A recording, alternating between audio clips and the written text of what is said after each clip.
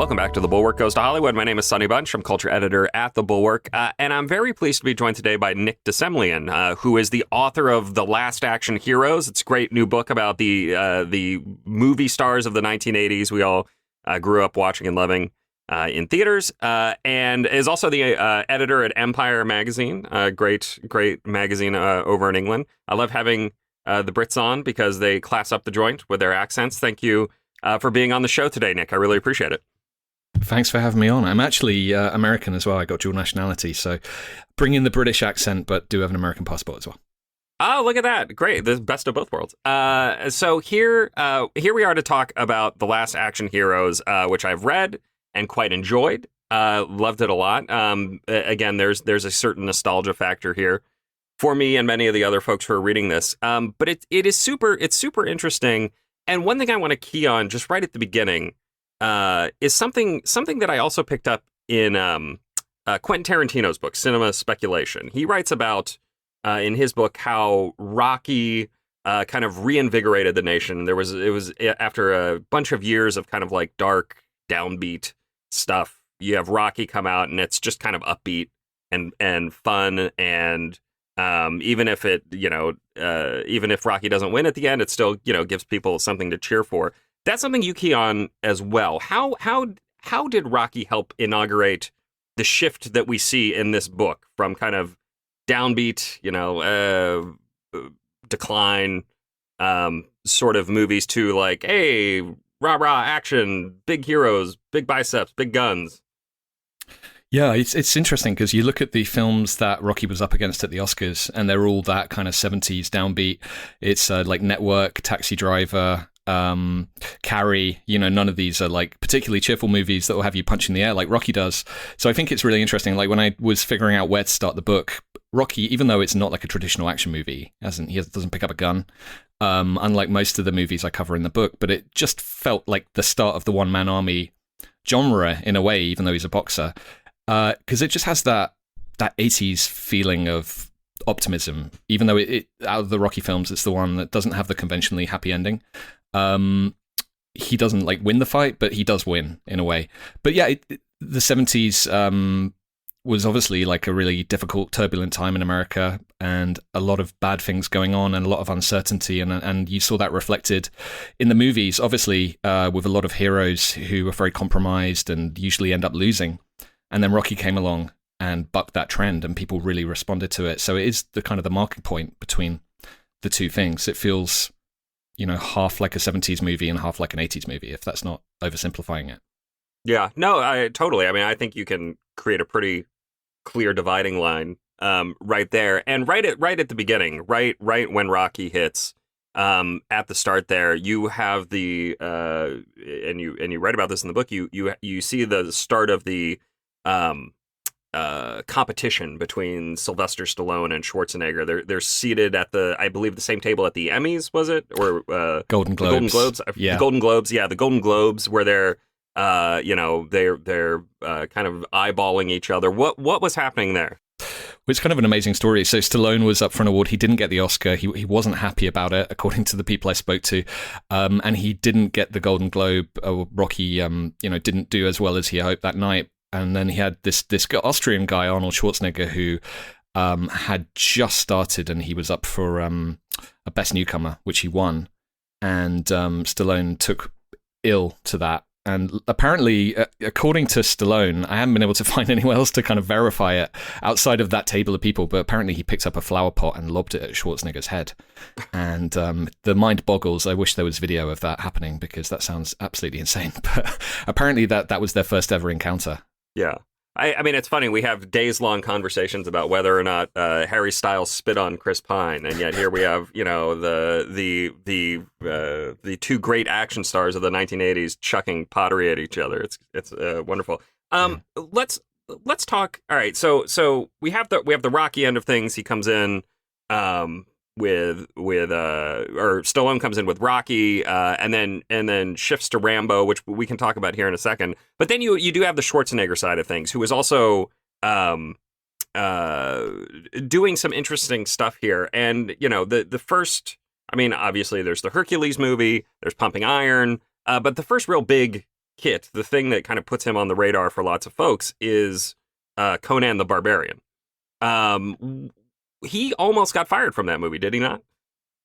Well, Dino De Laurentiis was the producer, and apparently their first encounter went very badly. There was no flower pots thrown at anyone, but apparently Schwarzenegger came in and made fun of his desk. And Dino De Laurentiis was quite a little guy, and Schwarzenegger said something like, what's such a tiny guy like you got such a huge desk?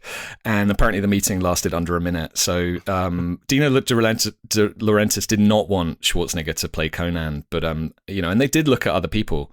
Christopher Lambert, apparently they had various meetings with, which is interesting.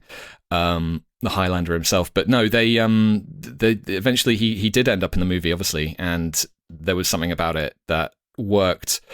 There were a lot of movies that didn't work for Schwarzenegger. Hercules in New York, which was his first ever movie, is absolutely abysmal. I think everyone involved would tell you that. But there was something about Conan, and it's so pumped up and ludicrous, and the mythology, and it kind of takes itself seriously in a way. And yeah, that was the movie that connected for him. But it took a long time for Schwarzenegger and for Stallone for that big breakthrough movie to come along. It really is the perfect melding of star material and director. I mean, John Milius, of course, is well known as a colorful personality. He's got a big sense of himself and of the stuff he's working on here. But it really is it is the idea of this 1980s action star kind of boiled down to its essence, right? Big guy, big muscles, big sword, big body count. Like that is basically the template for everything going forward, yeah? Big snakes as well. Yeah, everything in that movie is just excessive. And it hadn't got to the, it obviously with Arnold, it got to a point where everything was a bit tongue-in-cheek with him, but it's interesting watching Conan because it does take itself very seriously. John Milius, when I interviewed him for the book, he called himself a real-life barbarian. He was taking this subject matter very, very seriously. There was nothing kind of campy or comic booky for him about it. So yeah, and it remains completely iconic, and it's a very strange film, and they couldn't replicate it with the second one. The Conan the Destroyer leaned much more into the kind of the campy direction. It doesn't work. There's something about the Barbarian that it's a film that believes in what it's doing, and it's still pretty potent. Yeah, it holds up, I think. I mean, it's dated in the ways that any movie with special effects from the early 1980s is going to be dated, but it does have that real vibrant sense of life to it. Can we talk a little bit about sources? I was just curious because I as I said, I read the whole book, but I did not read the sourcing at the end, which is always a mistake. So can we talk about who you talked to for the book and who of the main characters, so to speak, who you were able to get on the phone or on Zoom and chat with? Yeah, well, some of the material is from over the years at Empire, people I've been fortunate enough to meet. Actually, 7 out of the 8 main characters I've been able to spend time with and interview. Stallone is the only one I haven't actually spoken to, but Schwarzenegger I've spoken to a few times. Chuck Norris, I got to fly to Austin and spend a very strange weekend with him a bunch of years back. Jackie Chan went out and met him in Shanghai for 2 days through Empire, and then Seagal and Van Damme I've spoken to on the phone. So yeah, and then for the book, I spoke to a lot of directors, writers, actors, people. I've spoken to James Cameron, John Milius, Paul Verhoeven, Rennie Harlin, John McTiernan, all those kind of people who were there back in the heyday making these movies. Got to speak to Oliver Stone also, who wrote the original script for Conan and hated the end result. So it's quite interesting kind of hearing him, having a pop at the film. He was not a fan of Dino De Laurentiis either. Well, it's interesting to hear some of the folks talk about what the final product looked like compared to what they thought they were working on. Oliver Stone, you mentioned. Also, James Cameron, I think, did a draft on was that Rambo 2? Yeah, First Blood Part 2. Yeah, what happened there? What was that story? Because James Cameron in the news right now, the Titanic expert, of course, but he is, of course, also a very well-known screenwriter in his own right. So what happened there with Rocky 2? I'm sorry, Rambo 2, not Rocky. Well, he was hired to do the script. Obviously, there's a legendary story about him meeting Arnold for the first time for Terminator at Shatsy, I believe, is the restaurant, and they got on immediately and they clicked and obviously had this amazing collaboration together. He had a similar lunch with Stallone, but it's fair to say the two of them did not click. And Stallone, it seems to be it's a recurring theme in all the directors and writers I spoke to who worked with Stallone, where he would come into a project and he would just basically take over and wanted control of everything. And so, Cameron wrote the script. It's online. You can read it. It's pretty good, actually. But Stallone, came in and kind of muscled him out the way. And Cameron has talked about that not being a good collaboration for him, and he did not like the final film. He thought it was way too violent, way too many, just gun porn, basically. But yeah, it's an interesting thought. Like, what would the Terminator have been like if Stallone had ended up in that? But it was not to be. They did not get on. Yeah. One of the kind of running undercurrents of the book. I wouldn't say it's necessarily a theme exactly, but it is a running undercurrent of the story. Here is the collision of this big screen identity persona that Hollywood is putting out there. And also the kind of co-opting of that by Reagan, right? The 1980s Republicans. You've got this, Reagan is hanging out with Sylvester Stallone, friendly with Arnold Schwarzenegger, and there is this kind of sense of like Reagan's America is Rambo's America, is the America of Predator and Commando and that sort of stuff. How did that? How did you, when you were writing the book, how did you kind of want to balance those ideas? Because again, it's not, there's a version of this book that is a kind of haranguing, like, can you believe how this happened? That is not this book, and I kind of appreciate that, frankly. Yeah, it's a case of striking a balance, because it's some of these films are great and they're masterpieces and they're worth rewatching, and some of them are absolute trash and have, frankly, very dubious politics. And so it's a case of threading your way through that material, and hopefully I tried to do that with the book. I didn't want to write a book that was dismissing all of these films as trash. There's a good chance that they made the world a more violent place by glorifying guns and all the rest of it. But there's also a lot of these films are really ingenious and well written and worth celebrating. So definitely the politics is a really interesting thing, and I wanted each chapter to do a slightly different thing. And there's a chapter around the middle of the book which kind of deals with the Reagan stuff, which I think is fascinating. Like you said, his friendship with Stallone is so strange. Like, I can't think of another example where you had this A-list Hollywood star being that chummy with the American president, and Reagan calling Stallone while he was making Rambo 3, and Stallone is wearing his Rambo outfit, and he's got Reagan calling him, and they're talking about foreign policy while Rambo is like mowing down Russians. And yeah, like you said, a lot of these films feel like American foreign policy, or like the fantasy of what American policy should be, or even like what America wanted to do but couldn't quite do. Getting just parachuting in these muscly guys with huge guns and making things right. And you see that especially in the Chuck Norris movies. I think he went the furthest with that. Yeah. Going to Vietnam and winning. But certainly with Stallone as well, I think these kind of right-leaning, more conservative stars were definitely looking at the headlines and thinking, right, what can we make right on screen? And it's kind of funny looking at like Stallone in the late 80s trying to figure out where he's going to set the next Rambo film, and just literally looking at all the war zones and thinking like, where can I go and just like kill everyone. Yeah. You mentioned Chuck Norris, and I want to talk about him a little bit more too. But in the context of this discussion about how it reflects the world, there's this really interesting anecdote that I'd actually never heard before. I'm surprised I've never heard this about Invasion USA being a huge hit in Romania. That when when Ceausescu was overthrown, the folks there were inspired, at least in part, or I guess you could say, Invasion USA, and like you can still go there. There's posters on the walls, that sort of thing. I mean, that's pretty wild. That is not something I expected necessarily. I did not know that either. I interviewed, I believe it was James Bruner, the writer of Invasion USA, who worked with Chuck Norris a lot.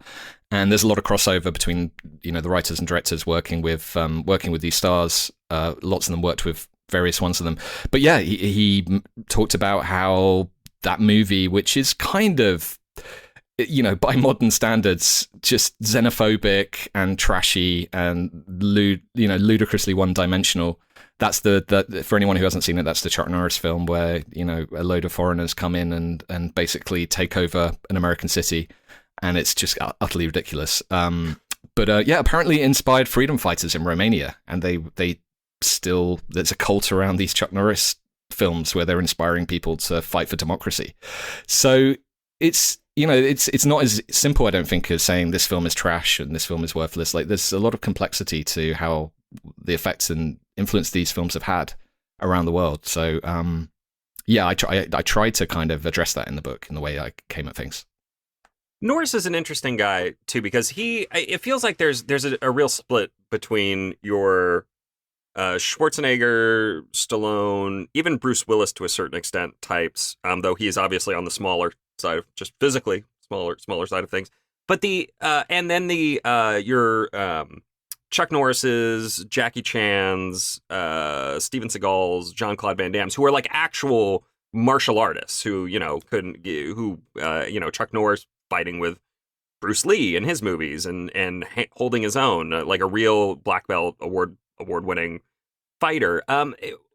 When you were looking back at these movies and watching them for the book, what were the splits that you saw between the two types of actors and the types of movies they made?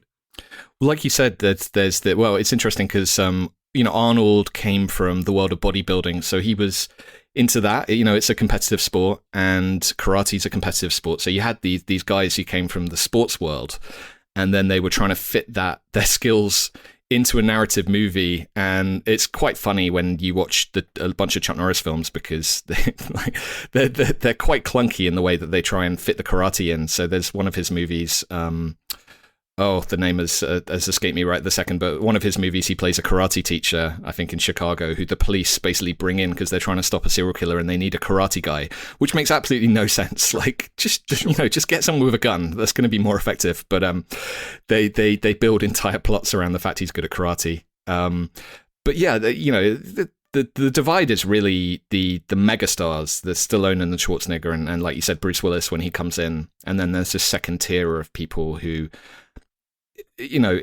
people now do not take as seriously to different degrees. Certainly Chuck Norris has probably taken the least seriously out of all eight. He's become a bit of a laughingstock. But I think, he's actually one of the nicest out of these bunch of people. Like, it's interesting on screen, he's this invincible killing machine, but he is actually a lovely person, and everyone has good stories about him. To this day, that's the only interview I've done where the person I'm interviewing has asked to pray before we start. That was my Chuck Norris experience. But he's this very genial guy who was selling pairs of action jeans. I've heard bad stories about lots of people, including most of the people in this book, but Chuck Norris is in fact the one guy I've never heard somebody have a crossword about. Just he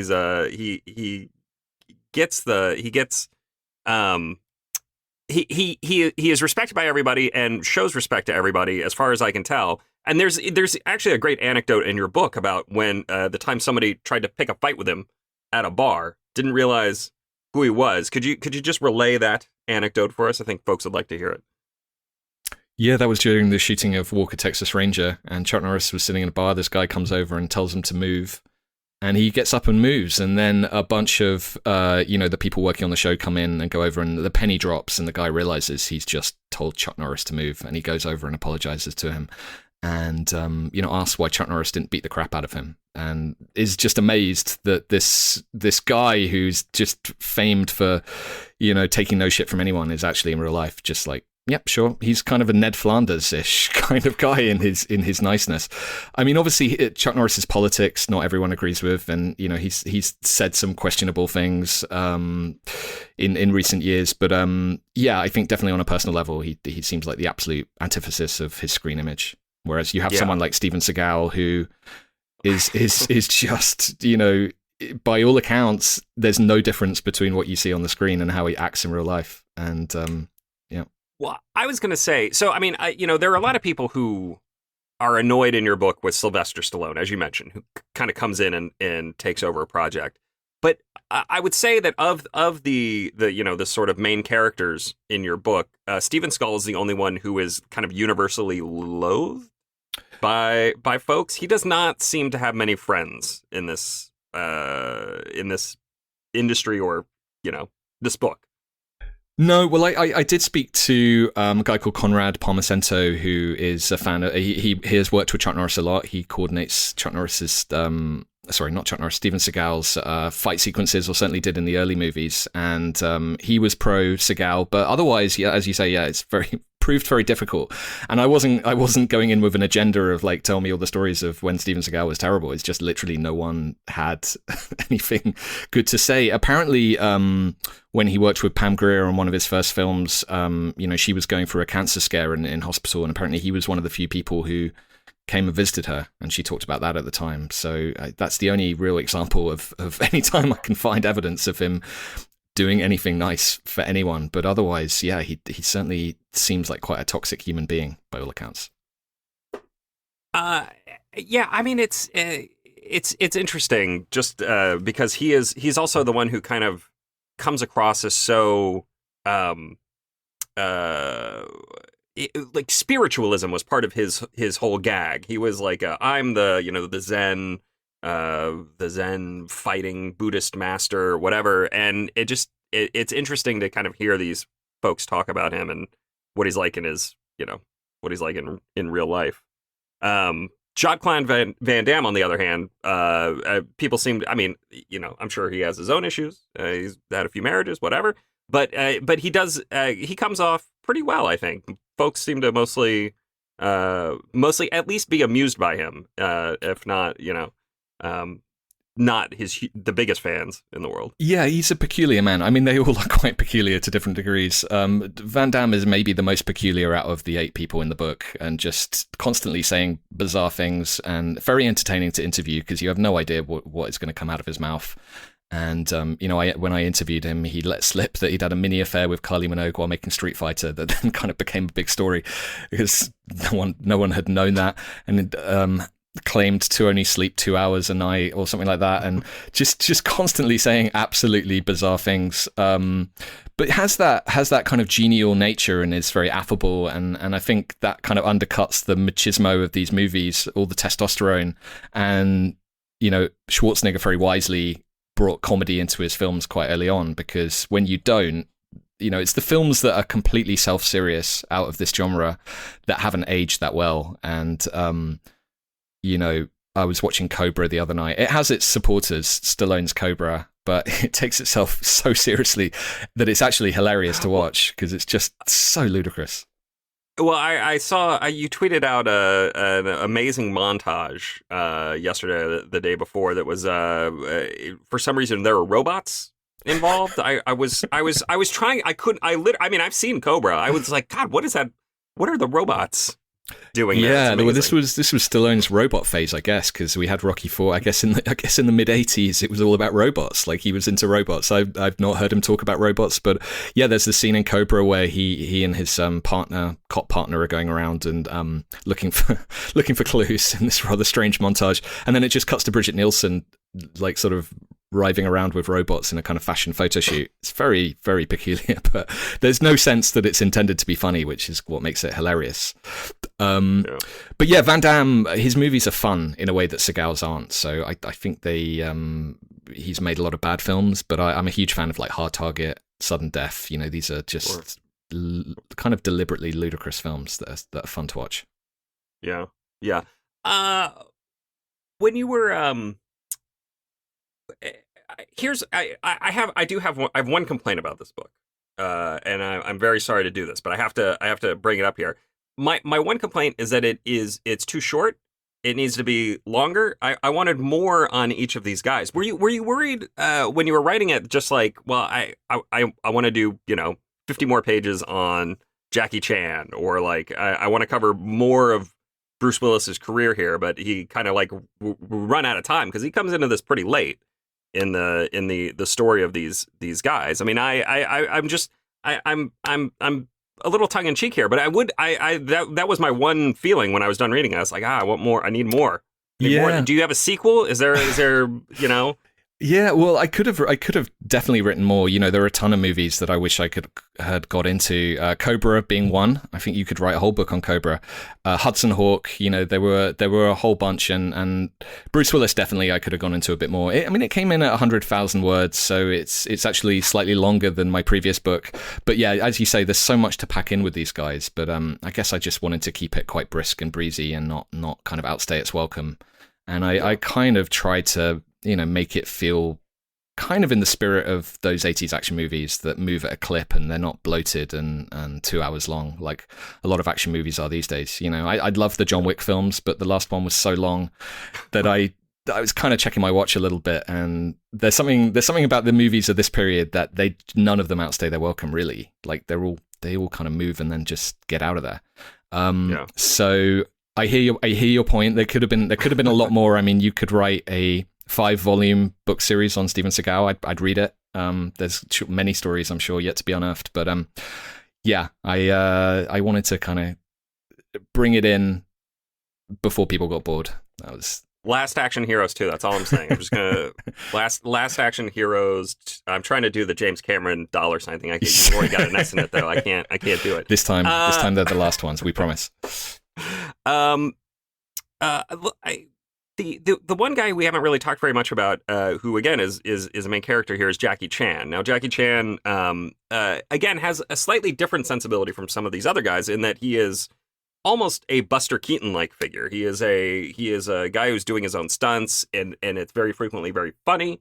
And you know, kind of, he sells the action himself, but he does it in a way that is again funny and comic in a way that Arnold's one-liners are comic, but he does it with his body. What was the view of Chan by these guys who were in America and were either aware or unaware of his work? I mean, I'm really curious how the rest of them and folks in America at the time saw him, because again, this is, you know, we're talking about the 80s here, and I feel like he doesn't really burst onto the scene in America until Rumble in the Bronx, right? And that's 93, 94, something like that? Yeah, the early 90s. He was really only known in America, before then by people who really knew their stuff. Tarantino was championing him way before anyone else. And actually, out of these other 7 action stars, it was Stallone who as I get into in the book, was the one who really was into Jackie Chan stuff and got in touch with Jackie Chan. And Jackie Chan was like, is this the Stallone? Like, he invited him to America. So, you know, Jackie Chan was actually quite a late addition to the book. He wasn't originally going to be in it because he's slightly different to the others. He's not in America. He's not in Hollywood. He's doing his own thing in China. But I'm really glad that he came into it, because I think he gives you something different, and he's obviously an action titan. And the structure is kind of his attempt to break into Hollywood. He has 2 attempts that are unsuccessful, and then Stallone kind of facilitates that third one, which does work out. And obviously he then does the Rush Hour films and becomes a huge Hollywood star. But he really took him a long time to get there. But like you said, he's different to the others. He's this kind of acrobat. He's a roly-poly acrobat. He's not afraid to make himself look ridiculous. There's a lot of very broad, silly comedy. I recently watched the first 3 police stories at the Prince Charles Cinema here in London, and an amazing night. But I'd forgotten. I always forget. You remember the big stunts, but you forget how much slapstick. And the first Police Story movie, there's all this extended comedy with his girlfriend, and you know, he's getting whacked on the head, and it is like watching a Buster Keaton movie, and you don't get that with any of these other guys. And then you add the fact that he was doing stuff for real, and there was something completely unique about him. But yeah, it took America a long time to kind of realize how great he was. That was everything I wanted to ask about the book. Can we talk about Empire just for a minute? Because I am as a lover of magazines, I love Empire and just like the idea of, you know, big glossy pop culture magazines. In terms of how do you, when you're sitting down to plan out a magazine, first off, how far ahead are you looking? Are you doing these 3-4 months in advance? What's the lead time on a new issue of Empire? Well, more than that. Just before I came on this call, we were having a chat about something at the end of next year. So you have to be really far ahead, because obviously these movies are, things are being shot now that you're not going to see for 1, 2, maybe even 3 years. So you're kind of having conversations about, Avatar 4 before you've seen Avatar 3. But so no, we try and, obviously every issue is kind of invented on the fly, but definitely you're having conversations about covers, about interviews, about what you can pull off, and definitely found that the longer ahead you plan, the better. We managed to get a big Indiana Jones exclusive at the end of last year, which I was, Raiders is my favorite film, so I was very happy that we got to, put the cover out before the trailer had even come out. So it was literally the first looks at the film, but that was like a long time in the planning. And you need to start those conversations super early. So, it's a mixture of forward planning and then just tearing your hair out and things going wrong. And it's always a mad scramble to press week. But we're still hanging in there. It's, print magazines are becoming, a dying breed. So we're doing our best to keep it going. And it's still exciting. It's tough. It's as a refugee from the world of print magazines, I am always happy to see one thriving and succeeding in this world. All right, so that was pretty much everything I wanted to ask. I always like to close these interviews by asking if there's anything I should ask. Like, what do you think folks should know about your book, about the state of action movies in the 1980s or today, or Empire magazine? Anything you think folks should know about? That's a fantastic question, and I feel completely stumped by it. No, I just, in terms of Empire, I would just ask that people check it out. I think sometimes people forget there are print magazines that are still going. There's so much noise these days that we're competing with podcasts and websites and, social media and everything there is. But, please do check it out. It's available in the States, available as a digital edition, and we'd love people to check it out. In terms of the book, no, not really. I don't know. That's a really good question. I don't know. What do I think people should know about it? I think people should read it. That's what I think. That's fair. That's always a good suggestion with a book. Read it, and then watch Cobra. And then go watch Cobra. Is Cobra on? Cobra's got to be on Netflix or somewhere. It's got to be available on streaming somewhere.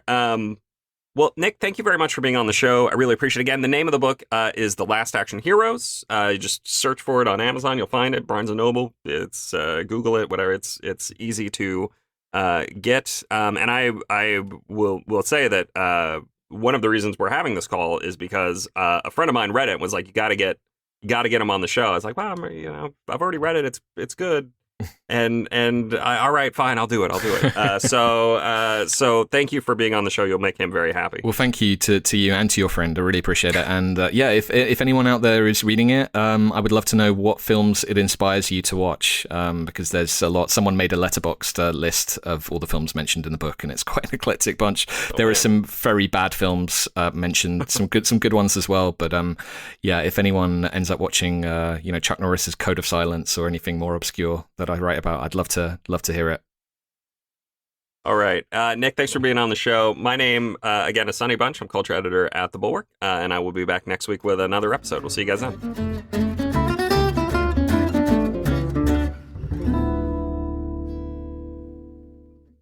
Movies, TV shows, books, podcasts, and more. It's What Women Binge with Melissa Joan Hart and her friend Amanda Lee. If I'm going to be an actress one day, which I don't think I will, I want to be on. Do you want to be? Doesn't everybody want to be at some point? I don't know. Really? Says the girl who's done it her whole life. But I would want to be on one of those shows where you get to keep the wardrobe. Well, you have to steal the wardrobe. Let's be clear about this. I have my Motorola's and my free Disney entrance and tour guides. Those are my perky things. What Women Binge, wherever you listen. The Bulwark podcast focuses on political analysis and reporting without partisan loyalties. A real sense of deja vu sprinkled on our PTSD. So things are going well, I guess. Every Monday through Friday, Charlie Sykes speaks with guests about the latest stories from inside Washington and around the world. You document in a very compelling way all of the positive things that have come out of this, but it also feels like we have this massive hangover. No shouting or grandstanding. Principles over partisanship. The Bulwark Podcast, wherever you listen.